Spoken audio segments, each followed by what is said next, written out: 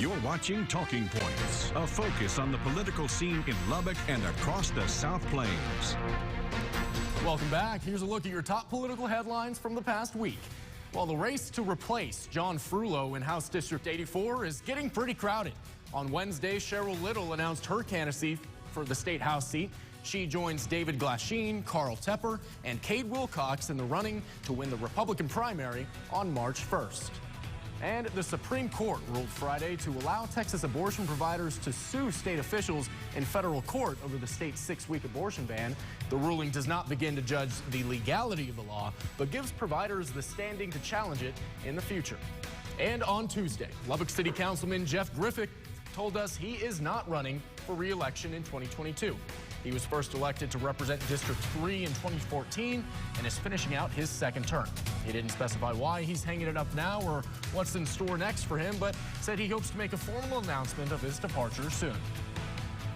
Before he heads out, though, the City Council still has at least one more very important agenda item to take care of, and that's redistricting.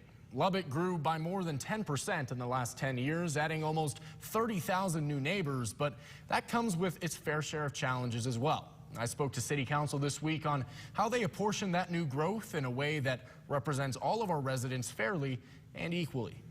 The 2020 census showed us we have a lot of new neighbors, but they're not all in the same neighborhoods. Some have had slower growth, some have had more rapid growth, and trying to keep up with that futuristically and being fair to minority districts. Those are the priorities City Council has when drawing district lines for the next decade.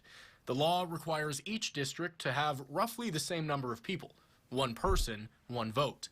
The magic number this time is 42,914 people each.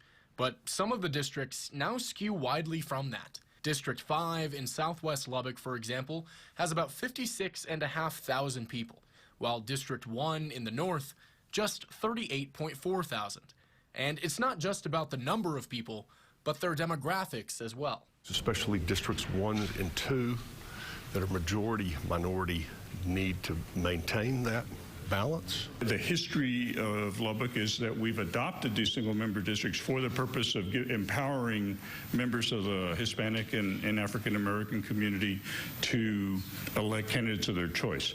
The plan allows for that to continue, that tradition. The council says the new districts will bring each within 7% of their ideal population, while also keeping communities of similar interests together.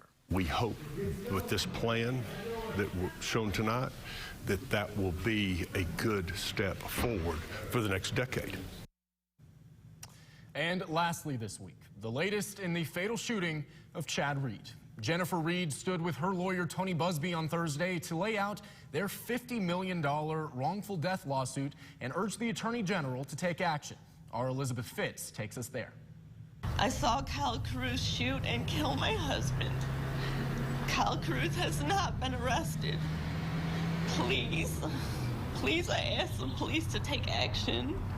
I ask the Attorney General's office to take action.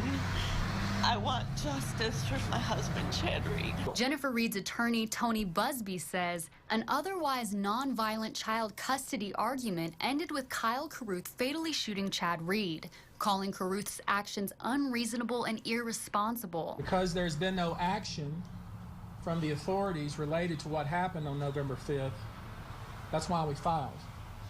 That lawsuit, I believe, has led to some action. The $50 million lawsuit filed last week describes Carruth's actions as negligent. The shooter did not render aid. Instead, he stood there and said, as Chad was either dying or was already dead, he stood there and said, "I told you to get off my property." He didn't say, "Oh, I shot because I was in danger of my life." Why wasn't that man arrested? Very few people were even questioned. The man who pulled the trigger and killed Chad Reed is still walking around in this community. The AG's office is expected to assign a judge to this case sometime next week.